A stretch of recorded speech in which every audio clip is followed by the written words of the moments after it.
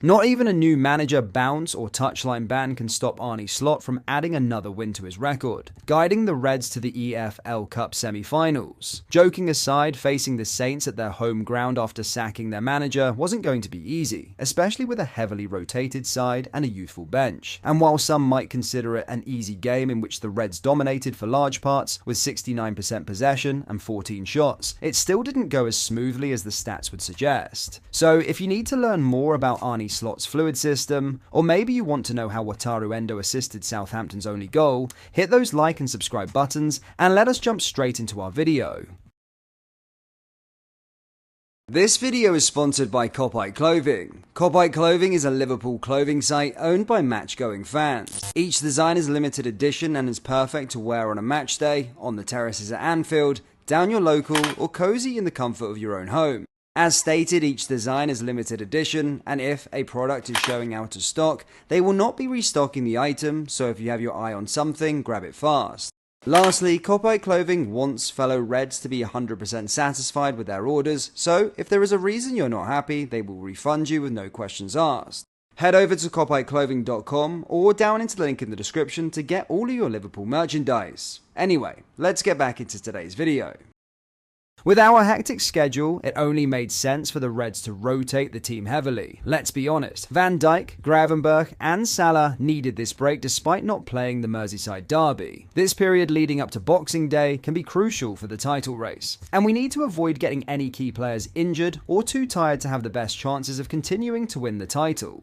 That's why we saw Kelleher return in goal, along with a new centre-back partnership consisting of Jarell Quansah and Wataru Endo. Trent started the game as a right-back, with Joe Gomez slotting in on the left. The midfield saw Trey Nyoni have his first start of the season alongside Tyler Morton and Alexis McAllister. And up front we had Cody Gakpo, Darwin Núñez and Harvey Elliott, who finally had his season debut. With the heavy changes to the starting 11, it was evident that the side's dynamics would change, especially when it comes to building out from the back. And that's exactly what happened. Sure, we saw in many instances the usual 4-2 build-up shape, but more often than not, we saw a different 3-2, with Wataru Endo inverting into midfield to form the double pivot alongside Morton. Perhaps this example on the screen explains the fluidity in our shape. You can see here a back four with Endo slotting in Van Dijk's place as a left centre-back. In this moment, the double pivot is formed by McAllister and Morton. However, once Endo make the pass to Quansah, he immediately pushes up into the pivot with McAllister also advancing higher. While this makes sense because Endo is naturally a midfielder, it also served another purpose. This allowed the Reds to gain numerical superiority in central areas, having 6 players up against the Saints' 5. And in that way, we had the ability to progress the ball, whether by threading passes through the middle or switching play to wide areas. And speaking of threading passes through the middle, how about that Trent assist for the opener? Sure, it took a huge deflection before Núñez received the ball, but Trent's composure and the way he dribbled his way before launching that pass were just impeccable.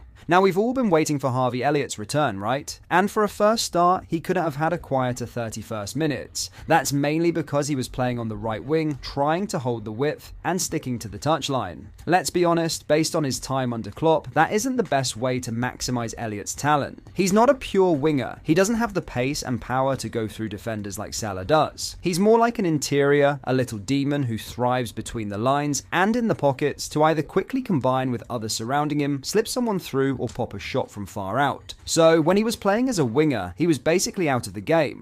But once Slot made a tweak from the stands, Harvey Elliott came out of nowhere to score the second. So let us explain what happened. For the majority of the first half an hour, Trey Nyoni was playing on the left-hand side beside Gakpo. But exactly in the 30th minute, we spotted something different. You can see in this picture that Nyoni has become the right winger while Elliott tucked inside. And what do you know? 1 minute later, Harvey added the second. See, the sequence leading up to our second goal started with the usual 3-2 shape, and high up it was McAllister and Elliott who played as the double tens. Once Gakpo received the ball on the left, Elliott started to probe that right half space area, while Nyoni stretched the field on the wing. The Dutchman went on to combine with Endo, and boom, Elliott made that run through the right half space as Cody slipped a sweet through ball for him. The finish was brilliant as Harvey used his weaker right foot to slot home the second. The first half was simply relaxing, and outside of one opportunity when the Saints luckily broke out, they really didn't cause us any issues. Before we move to the second half, we believe Tyler Morton deserves some praise for his performance, especially given his lack of game time this season.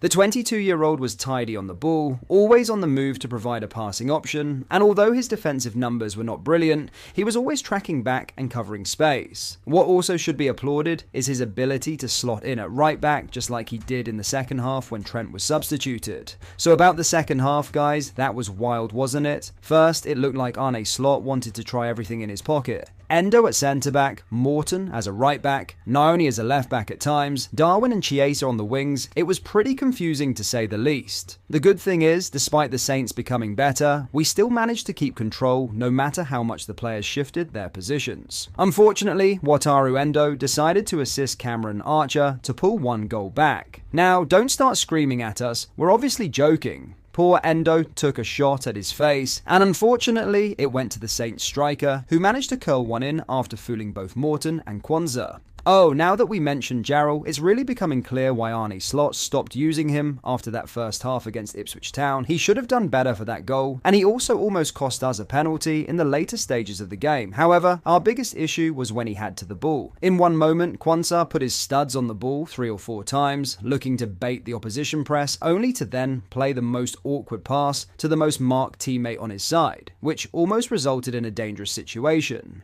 We don't know whether it's a confidence issue or something else happening, but Jarrell doesn't look like his usual self. And in all honesty, if Arne Slot can't get him to perform better, we really doubt anyone else would. But do you know who keeps on performing consistently? It's Kelleher. Sure, some might be still disappointed by his howler against Newcastle, but we really can't count how many times Kelleher saved us this season, including last night as he made 2 great saves to deny the Saints from equalising. And before we finish our video, there's one more player we need to give credit to. It's 20 years old James McConnell. When the opponents were pushing through to equalise, McConnell came on, and it's safe to say that he did well to help soak up the pressure in the middle of the park. He was constantly on the move, receiving the ball with his back to play, and passing it around to help us gain more control.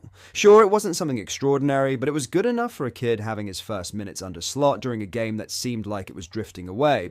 By now you're probably wondering why we didn't talk much about Trey Nyoni. Well, he had a decent performance, nothing more, nothing less. But guys, the kid is 17-year-old and it would be wild to expect anything more from him. But in case you watched him for the first time yesterday and was wondering what all the fuss about him was, then make sure to watch our video we posted in the last summer in which we highlighted the teenager's best attributes based on his cameo against Real Betis. At the end of the day, guys, we made it to the EFL semi-finals with a makeshift centre-back partnership, players filling in different positions, and teenagers finishing the game. It was a very well done job.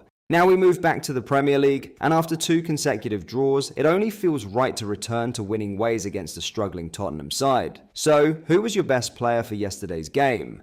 Do you think Kwanzaa deserves more chances? And what are your predictions for our game against Ange Postecoglou? Let us know your thoughts in the comments, and if you enjoyed our video, make sure to hit those like and subscribe buttons for more content.